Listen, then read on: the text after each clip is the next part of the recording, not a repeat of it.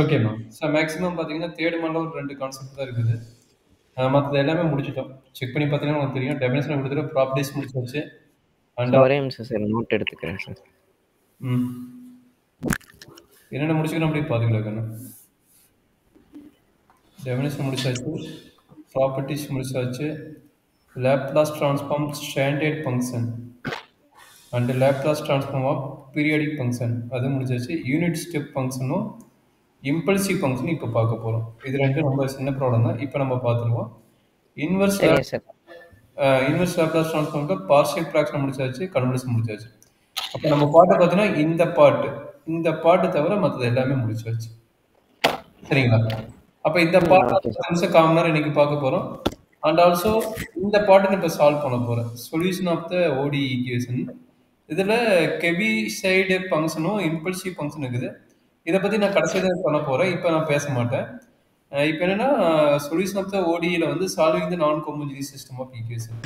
இதுவும் solution of the பிடி equation இது வந்து மேபி நாளைக்கு என்ன அப்கமிங் வீக் இருக்கும். இது மேபி 2 கிளாஸ் ஆர் 3 கிளாஸ் இருந்தால் இது மேக்ஸிமம் முடிஞ்சிடும். மேக்ஸிமம் 3 கிளாஸஸ் வச்சுக்குவேன் இன்னைக்கு சேர்த்து.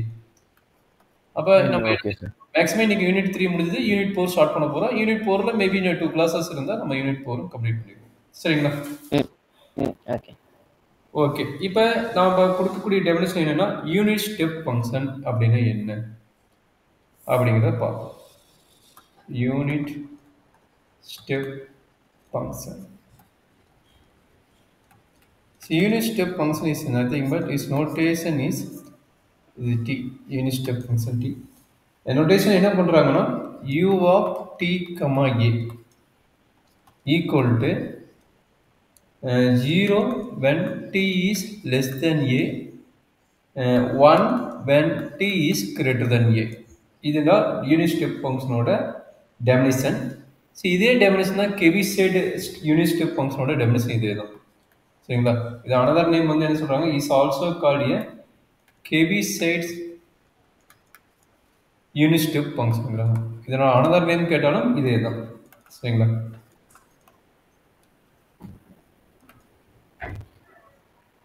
ஸோ இதை நோட் பண்ணுறது எப்படி நோட் பண்ணுறாங்கன்னா கெவிசைடுனாவும் இந்த function is another notation is கச்சா டி கமா ஏன்னு நோட் பண்ணுறாங்க. கச்சா டி கமா ஏன்னு நோட் பண்ணுறாங்க.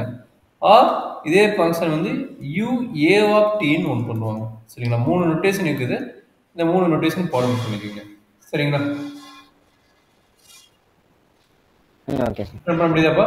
3 கான்செப்ட் 3 நோட்டேஷன் அண்டு ஒரு டயக்ராமேட்டிக்கல் பார்க்குறோன்னா அப்போ ஏங்கிற பாயிண்ட் எங்கே இருக்குதுன்னா இதை யூ ஆஃப் டி கமா ஏங்கன்னா டி இந்த லெஸ் தென் ஏங்கிறது என்னது 0வாக தான் இருக்குது. கரெக்டுங்களா? லெஸ் தென் ஏங்கிறது இந்த ஃபங்க்ஷன் வந்து யூ ஆர் டி கமா ஏங்கிறது 0 போது இந்த பாயிண்ட் தான் இருக்குது. அதுக்கப்புறம் என்ன நடக்குது அப்படின்னா ஏ கிரேட்டர் தென் ஆகும்போது என்ன ஆகுங்கிறாங்க இங்கிருந்து அதனோட வேல்யூ என்ன 1. அப்போ 1ங்கிற இருக்கிற இடத்துல இருந்து இது ரன் ஆகுங்கிறாங்க. இதுதான் இதனுடைய டயக்ராம். சரிங்களா? ஃபங்க்ஷன் எங்கேயுமே வெளியே இங்கிருந்து அப்படியே கண்டினியூஸ் ஆயிருக்குது.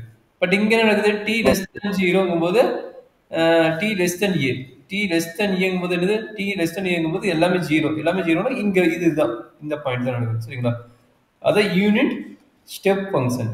அப்போ இந்த ஏங்கிற பாயிண்ட் பற்றி அவன் டிபெண்ட் பண்ணல, இங்கிருந்து ஸ்டெப் மாதிரி போகுது. சரிங்களா? அதனால இது வந்து யூனிட் ஸ்டெப் ஃபங்க்ஷன்ங்கிறாங்க. அதர்வைஸ் கெவி சைடு ஸ்டெப் ஃபங்க்ஷன்ங்கிறாங்க. சரிங்களாம்மா? Okay sir. சரி, ஓகே. இது எப்படி லேப்லாஸ் ட்ரான்ஸ்ஃபார்ம் கண்டுபிடிக்கிறாங்க?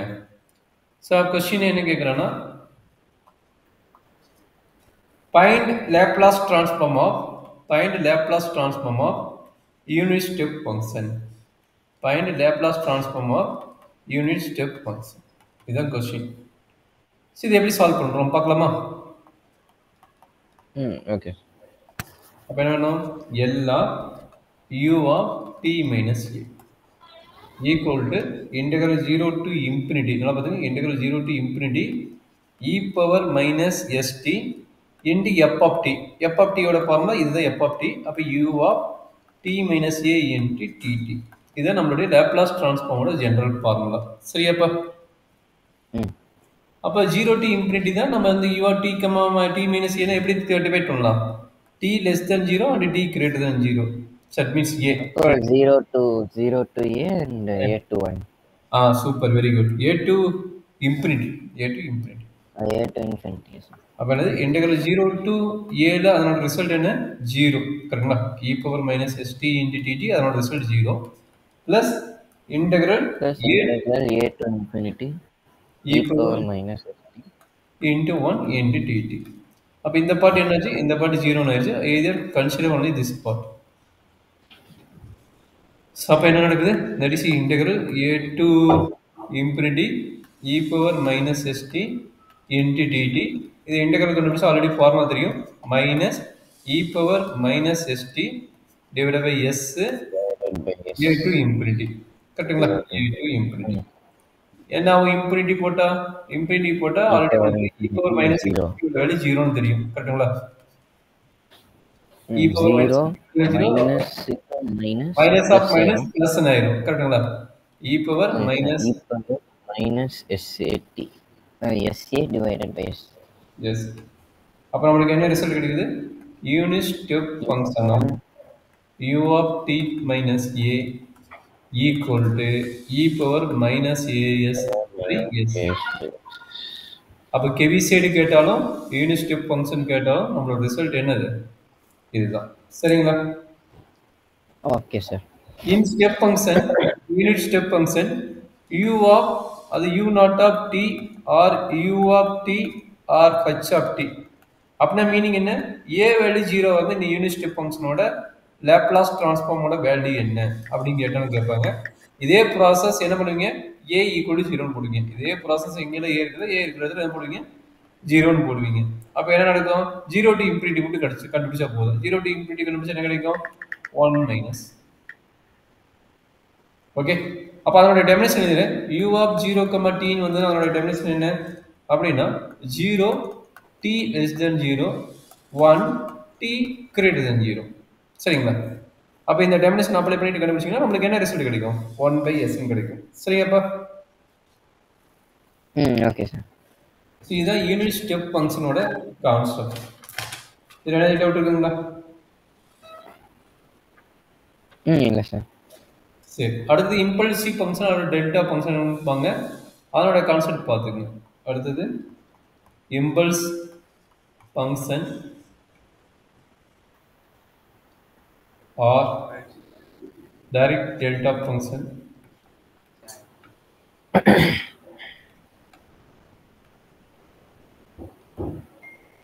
இதனோட டெஃபினேஷன் சரி எப்படி நம்ம சால்வ் பண்ணுறது அப்படிங்கிற கான்செப்ட் தான் சரி இதனோட ஃபங்க்ஷன் எப்படி டிஃபைன் பண்ணுறாங்க கொஞ்சம் கேர்ஃபுல்லாக பார்த்துங்க delta of t minus a note பண்ணுவாங்க or delta of epsilon t minus a note பண்ணுறாங்க இதனோட டெஃபினேஷன் எப்படி நோட் பண்ணுறாங்க பார்த்துங்க 1/எக்ஸலான் okay a less than t less than a plus epsilon 0 otherwise இதுதான் டெல்டா ஃபங்க்ஷன் ஆர் இம்பல்சிவ் ஃபங்க்ஷன்ங்கறாங்க சரிங்களா இத வந்து நம்ம யூனிட் ஸ்டெப் ஃபங்க்ஷனா மாத்த வேணும் அப்படினா என்ன சொல்றாங்கன்னா என்ன சொல்றாங்க limit epsilon tends to 0 delta of epsilon t minus a equal to delta of t minus a அப்படினா இது என்னவா ஆயிரும்ங்கறாங்க இது வந்து யூனிட் இம்பல்சிவ் ஃபங்க்ஷன் ஆயிரும்ங்கறாங்க ஓகே புரியல சார் இல்ல epsilon tends to 0 epsilon இருக்குதுல இந்த epsilon value tends 1/epsilon not வந்து a வந்து லிமிட்ல a to at ஆமா அப்ப a to a னு வரும் அது என்னங்கறாங்கன்னா ஜஸ்ட் டெஃபினிஷனா தெரிஞ்சுக்கங்க இம்பல்சிவ் யூனிட் ஸ்டெப் ஃபங்க்ஷன்ங்கறாங்க ஆர் யூனிட் இம்பல்சிவ் ஃபங்க்ஷன்ங்கறாங்க ஓகே யூனிட் இம்பல்ஸ் ஃபங்க்ஷன்ங்கறாங்க யூனிட் இம்பல்ஸ் ஃபங்க்ஷன் சரியாப்பா ஜஸ்ட் டெஃபினிஷனா தெரிஞ்சுக்க ப்ராப்ளம் வரும்போது கொஞ்சம் டீப்பா பார்ப்போம் சரிங்களா ஓகே சார் மெயினா யாரு இம்பல்ஸ் ஃபங்க்ஷன் இது வந்து impulse function or delta direct delta function இதுதான் சோ இத வந்து யூனிட் இம்பல்சிவா மாத்தும் போது நம்ம வரக்கூடிய வேல்யூ இத நீ கண்டுபிடிப்பீல அந்த வேல்யூல நமக்கு எண்ட் ஆஃப் ரிசல்ட் என்ன வருதுன்னு பார்த்து அதுல நீங்க அப்ளை பண்றீங்க என்னது எக்ஸலான் டென்ஸ் 0 ன்னு அது வரும்போது தான் நமக்கு வந்து யூனிட் இம்பல்சிவ் ஃபங்க்ஷன் நமக்கு கிடைக்கும் சரிங்களா ஓகே சார் சரி அது ப்ராப்ளம் போக பாப்போம் என்ன நடக்குது சரிங்களா சரி இதனோட ப்ரூஃப் என்னன்னு பார்த்தலாமா இப்போ இதுக்கு என்ன ப்ரூஃப் ஓகே கேட்பான் அப்படின்னா பாயிண்ட் ஓகே ஆல்ரெடி இது சொன்னதுதான் யூனிட் இம்பல்சிவ் ஃபங்க்ஷன் சொல்லிக்கிறல. அப்போ இங்கே என்ன நடக்கும் அப்படிங்கிறது பார்த்துங்க. டெல்டா ஆஃப் டி மைனஸ் ஏ என்ன நடக்கும்? டெல்டா ஆஃப் டி மைனஸ் ஏ வந்து 1/எக்ஸலான். 1/எக்ஸலான் என்ன கிடைக்கும்? இம்ப்ரிட்டிங் கிடைக்கும். சரிங்களா? இம்ப்ரிட்டி கிடைக்கும். அப்போ டி ஈக்குவல் என்னங்கிறாங்க? டி ஈக்குவல் ஏன்னு வரும்போது இந்த ரிசல்ட்டும், 0 வரும்போது t is not equal to ஏங்கிறாங்க. ஓகே, இந்த டெபினேஷனுக்குள்ள இந்த டெபினேஷன் வந்து ரீஅரேஞ்ச் பண்ணி எழுதிட்டாங்க. இந்த டெபினேஷன் வந்து இந்த கேஸுக்கு சாட்டிஸ்ஃபை ஆகும்போது இதை ரீஅரேஞ்ச் பண்ணி எழுதிட்டாங்க. சரியாப்பா? Okay sir. இது 0 அப்ளை பண்ணும்போது என்ன ஆகும்? இங்கே 0 ஆயிரும். அப்போ டி வந்து லெஃப்ட் டு ரைட்டு என்ன ஆகும்? ஏவா மாறிது. அப்போ டி ஈக்குவல் டு ஏங்கும் போது இன்ஃபினிட்டி. அப்போ t is not equal to ஏங்கும் போது 0. ஸோ அந்த கேஸ் இங்கே அப்ளை பண்ணிக்கிறாங்க. சரியாப்பா? சரி, நம்ம ப்ராப்ளம் போவோம். ப்ராப்ளம் போடும்போது இன்னும் கொஞ்சம் கிளியராக இருப்பீங்க. இது டெபினிஷன் கிளியராக இருந்துச்சுங்கன்னா அடுத்து ப்ராப்ளத்தை ஸ்டார்ட் பண்ணுவோம். ப்ராப்ளம் என்ன சொல்கிறாங்கன்னா, அதாவது ப்ரூஃப் என்ன சொல்கிறாங்கன்னா, லேப்லாஸ் ட்ரான்ஸ்ஃபார்ம் எப்படி சொல்கிறான்? Laplace transform of unit impulse function. Unit impulse function கேட்குறாங்க. சரிங்களா? சரி, பாயிண்ட் அவுட் பண்ணலாமா? பாயிண்ட் லேப்லாஸ் ட்ரான்ஸ்ஃபார்ம் ஃபங்க்ஷன் என்னன்னு கேட்குறாங்க. சரி, சொல்யூஷன் பார்ப்போம்.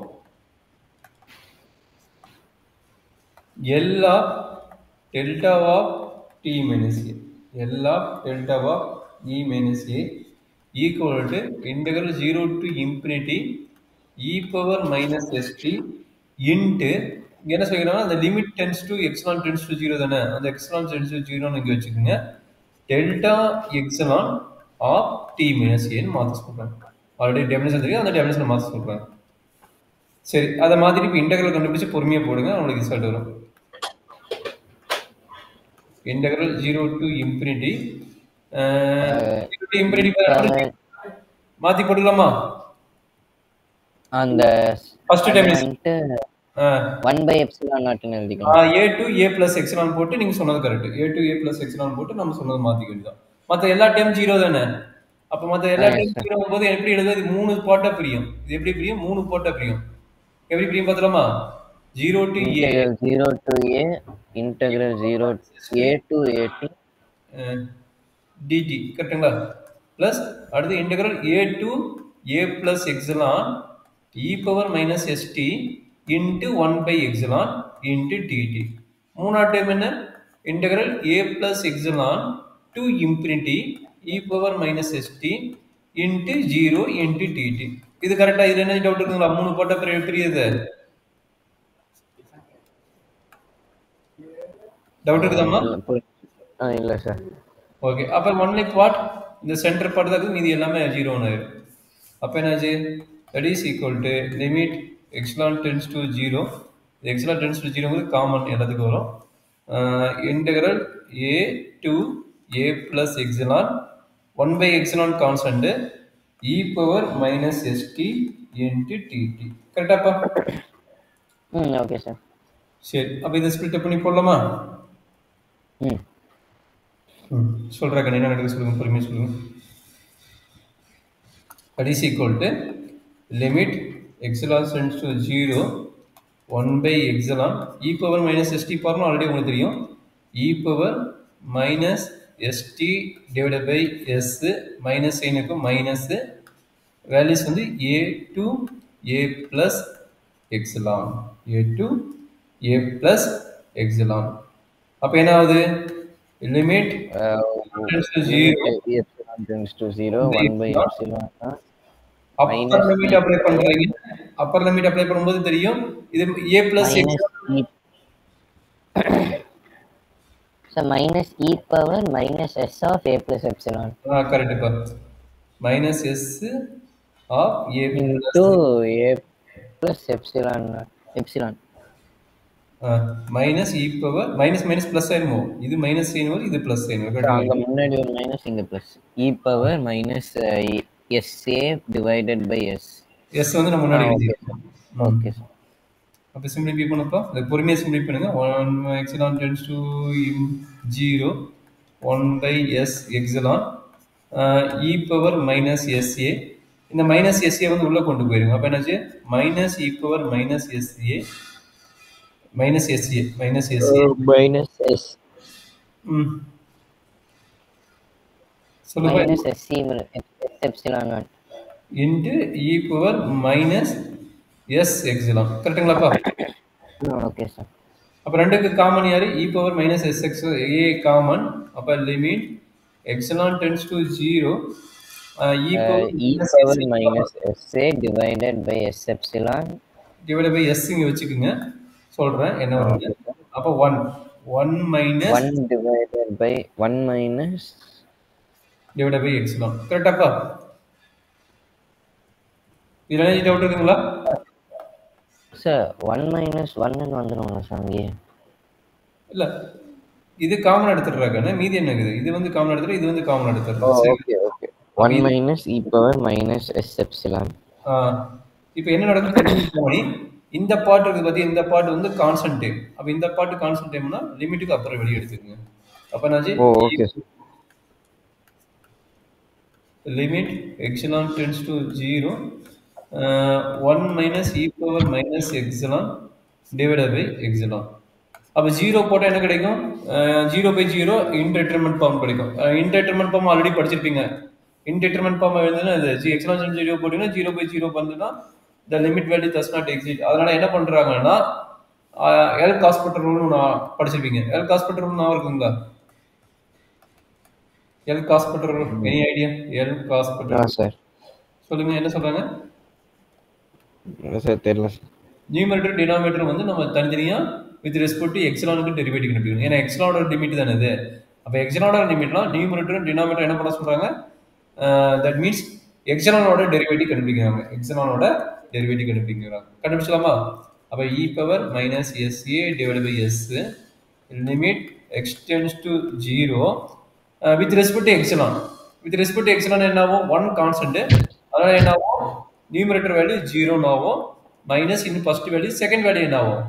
e பவர் மைனஸ் s ஓட value minus s constant e power minus es எக்ஸிலான். அதே மாதிரி டினாமினேட்டர் தனியாக கண்டுபிடிக்கணும். டினாமினேட்டரோட டெரிவேட்டிவ் என்ன? எக்ஸிலான் பண்ணும்போது டினாமினேட்டரோட வேல்யூ 1 ஆகும். டினாமினேட்டர் வேல்யூ என்னவோ 1 ஆகும். சரியாப்பா? இந்த ரூலுக்கு பேரு தான் L Hospital rule. L காஸ்பெட்டரோட definition எழுதி இங்க பாத்துக்கங்க. Limit x tends to 0 f of x divided by g of x ன்னு வந்த டேர்ம் வந்து ஈக்குவல் டு இந்த ஃபார்மேட் இருந்ததுன்னா நீங்க எல் காஸ்பெட்டர் ரூல் அப்ளை பண்ணும்போது என்ன கிடைக்கும்னா லிமிட் x டென்ஸ் டு 0 என்ன பண்ணலாம்? தனித்தனியா டெரிவேட்டிவ் அப்ளை பண்ணிட்டு பண்ண சொல்றோம். தனித்தனியா டெரிவேட்டிவ் அப்ளை பண்ணிட்டு எந்த வேல்யூ வருதுன்னு பார்க்க சொல்றோம்.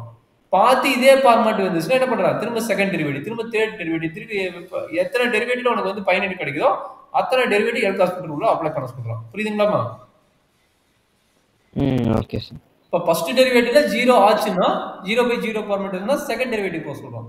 செகண்ட் டெரிவேட்டிவ் இதே 0 by 0 ஃபார்மேட் இருந்தா தேர்ட் டெரிவேட்டிவ் எப்படி சொல்றோம்? சரி இப்போ ஆக்சுவலா இங்க சொல்லு. சரி மறுபடியும் எக்ஸ்பிளைன் பண்ணுங்க. நான் கீழே டெஃபினிஷன் கொடுத்துறேன் பாத்துக்கங்க. Okay sir. ரூல் என்ன சொல்றோம் அப்படின்னா suppose limit x tends to a f of x divided by g of x equal to f of a divided by g of a ன்னு எழுதலாம். எழுதினாலும் இது அப்ளை பண்ணும்போது 0 by 0 ஃபார்மேட் வந்துருச்சுன்னு வச்சுக்கோ, இது பேர் இன்டெட்டர்மினன்ட் ஃபார்ம். அதுக்கு என்ன பண்ண சொல்றாங்க? எல் காஸ்பெட்டர் ரூல் அப்ளை பண்ண சொல்றாங்க. எல் காஸ்பெட்டர் ரூல் அப்ளை பண்ண சொல்றாங்க. அந்த ரூல் அவன் என்ன சொல்றான் அப்படின்னா நல்லா அண்டர்ஸ்டாண்ட் பண்ணிக்கிறது ரொம்ப important. Limit x tends to a f of x divided by g of x தனித்தனியா நியூமரேட்டர் தனியா டினாமினேட்டர் தனியா டெரிவேட்டிவ் கண்டுபிடிங்கறான். அப்ப என்ன ஆகும்? f dash of x இது கண்டுபிடிச்சிட்டேன். இதுக்கு என்ன பண்ணிட்டேன்? g dash of x கண்டுபிடிச்சிட்டேன். இப்போ x ஓட வேல்யூ அப்ளை பண்ண சொல்றேன். இப்போ என்ன பண்றோம்? x ஓட வேல்யூ a ன்னு அப்ளை பண்ண சொல்றோம். அப்ப என்ன கிடைக்கும்? f dash of a divided by g dash of a ன்னு வரும். கரெக்ட்டுங்களா? இது என்ன ஃபார்மேட் வரக்கூடாது? 0 by 0 ஃபார்மேட் வரக்கூடாது. அப்படி வந்துச்சுன்னா என்ன பண்ணணும்? திரும்ப செகண்ட் டெரிவேட்டிவ் கண்டுபிடிக்கணும். திரும்ப L Hospital rule 0 by 0 format வராத வரைக்கும் நம்ம கண்டுபிடிச்சிட்டே இருக்கலாங்க. புரியுதா? இப்போ ஈக்குவல் டு 0 வந்துருச்சு, வரக்கூடாதுன்ட்டு வந்துருச்சுன்னா என்ன பண்ற?